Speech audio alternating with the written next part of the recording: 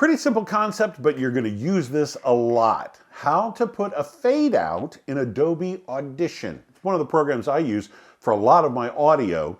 And yeah, fade outs, I wouldn't say they can make or break a production, but boy, if you do it wrong, it will definitely stick out like a sore thumb. So let's get to it.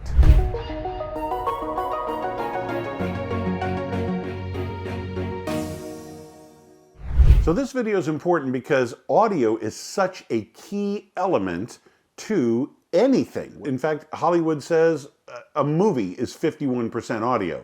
That tells you it's pretty important. Now, if it's that important to a movie, how important is it to your podcast? Well, we're going to go over the reasons why and for various fades, crossfades, and I'll show you 3 different techniques that you could use immediately in your audio production if you use Adobe Audition. Let's get started. Now, your average everyday run-of-the-mill fade out is pretty easy to find. It'll always be at the end, right? Always at the end.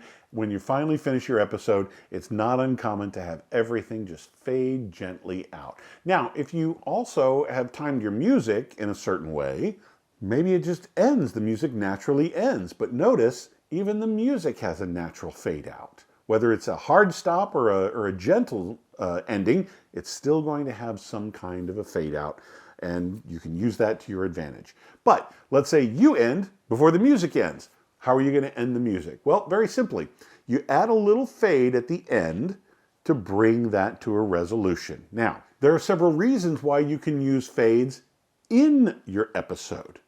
Let's say you want to show a passage of time. For example, there's some podcasts out there that do storytelling or something like that. It's not all informational or interviews, but they do like the good old-fashioned radio dramas or something like that.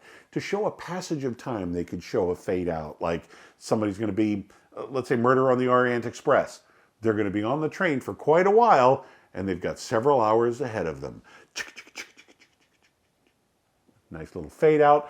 You kind of suggest the passage of 30 minutes, an hour, 2 hours, whatever the case may be, but it leaves the listener with an impression that they can imagine.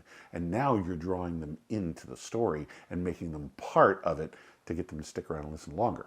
A little trick there with the crossfades. When you need to make a gentle jump from scene to scene, you can either have a crossfade where as the previous scene is ending, the next scene is picking up. You could use it that way, and we'll demonstrate that here in just a minute. That way, it's not such a harsh jump from one scene to another. Again, this let's say we're producing an episode of the Murder on the Orient Express. You go from, oh, I don't know, the stateroom to the dining car. You could have one fade out and then the next one fade in. That's where you would have the clinking and clanking of glasses and silverware start to fade in, just as maybe you hear the door to the stateroom close. So as the stateroom closes, the silverware picks up, and you've just been transported from one part of the train to the next. Something very simple can be a move in location, time and location. Great uses for crossfades. And the biggest element to it all, no matter what you use it for, whether it's to end your podcast or to crossfade in the middle for some reason, it's not a jolt to the audience listening. All of a sudden, for their ear to go from one piece of music to another, or from one sound effect to another, it takes a second for the brain to catch up. And what you want to do is time it just right. And the more you listen to it, the more you'll get it. It's like a finesse that you develop over time. Some people pick it up very easily and quickly. Others just keep practicing at it. Doesn't matter how long it takes you, you'll get it. You'll feel that when somebody starts to hear the fade, and then the moment their brain goes, oh, that's fading out, and then the next sound starts to come in, and their brain goes, oh, well, now where are we? You've taken them along for the ride, and they kind of fill in the gaps themselves. But if you just immediately go from one to the other, their brain is like, whoa, what just happened? That's not a smooth way to carry somebody through a story. So the crossfades the timing of the crossfade is also very critical. And you'll get a feel for that the more you use it.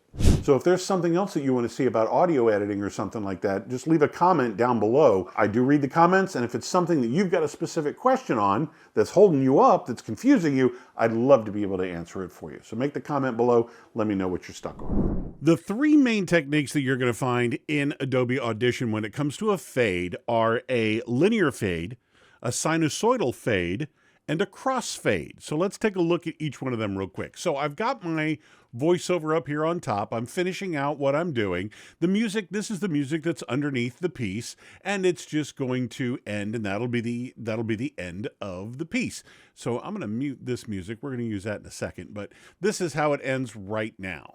Teams will face Cedar Rapids Prairie at May City Bowl tomorrow afternoon. So there it is. That's done. That's how it finishes. Now let's give it a smoother finish. Here is your basic linear fade. In Adobe Audition, you make sure that the music track or whatever it is you want to fade, make sure that that is active, that file, not just the track, but the actual file itself needs to be highlighted. See this square right here? It's got that light gray and dark gray on the diagonal. That's going to be that's a little handle that you're going to grab, and it's going to show you the angle of the fade. There's the fade right there. And that is your typical linear fade. It just starts off and just gradually ends. Here we go. At May City Bowl tomorrow afternoon.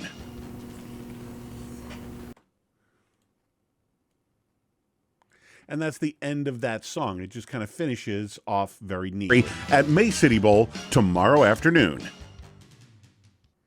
So there you go. Now, we can take that and we can soften. Oh, quick little tip when it comes to linear fades.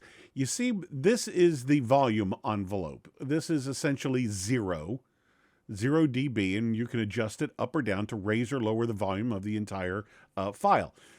Right where it crosses, that's a really good place.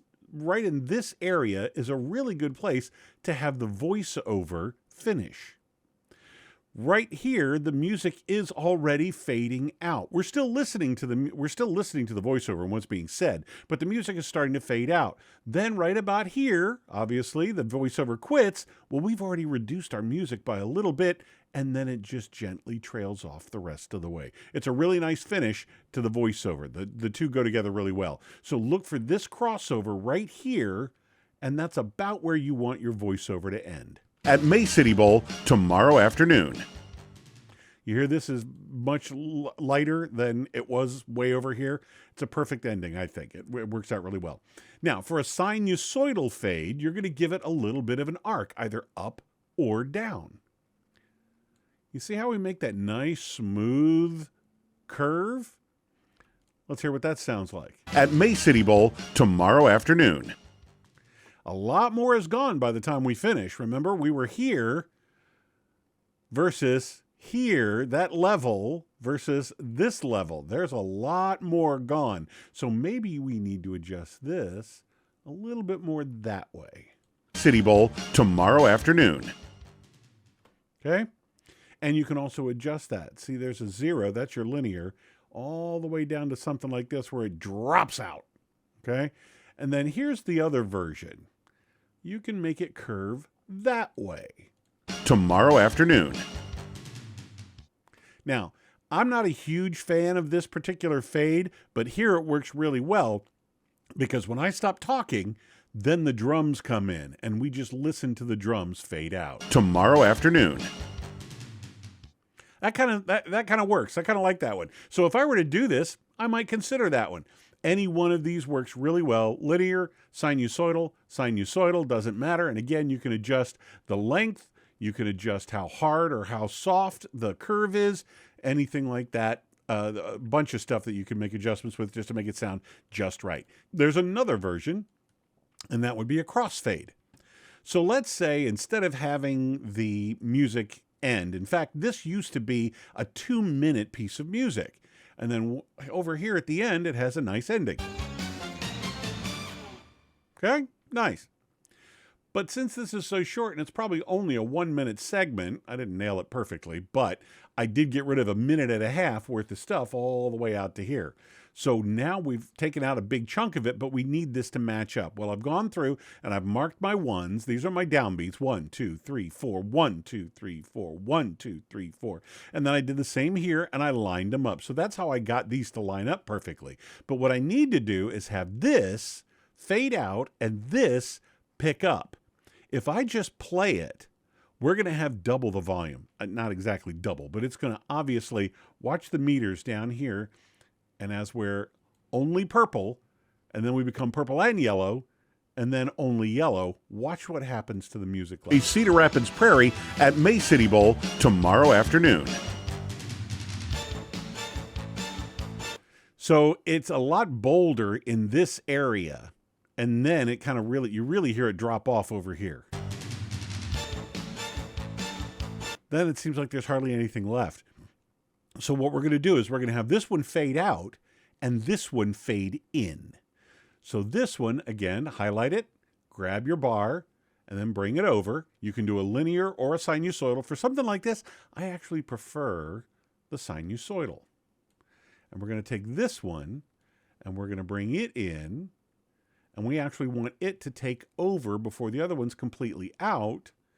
And we're going to bring it in like that. So this one's fading out and this one's picking up. Actually, I'm going to do this. That might be too much. We'll see. Here we go. Close your eyes. I'm going to get rid of this. Close your eyes and just listen to the music.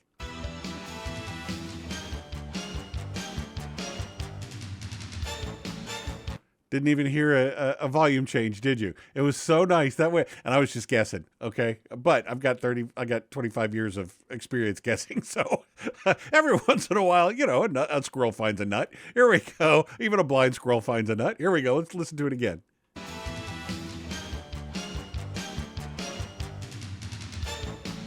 It pretty much stays the same volume the entire time. As this one's leaving, this one's coming in, and you don't even hear the adjustment. And that's the goal. 9 times out of 10, that's the goal. Other times, it really doesn't matter. You'll hear it. You'll know when to use it and when not to use it. But those are the 3 main types of fades. You can either do a linear, a sinusoidal, it's got that little curve to it, or a crossfade going from one element to another, whether it's taking over or extending or whatever the case may be. You'll know how to use it properly. But that's how you'd cross from one piece to the other. So those are several different techniques you can use to use crossfades in your podcast, in your audio, specifically how to do it in Adobe Audition. Now, for your audience, there's a great way to connect with your audience, and I've got a free PDF for you. If you just look down in the description below, there should be a link there called Engaging Your Audience. Click on that and get your free copy of Engaging Your Audience, the 3 Secrets to Skyrocket Your Podcast Success. It's a complete and total mind shift, and you will immediately hear what I'm talking about as you read about it. Go, oh yeah, I've heard that. What you can do, what to avoid, and what you can do to correct it. You'd be surprised the results it gets you. So get your copy of Engaging Your Audience below now. I'm Nic Natarella with AdWise Creative. Thank you for watching.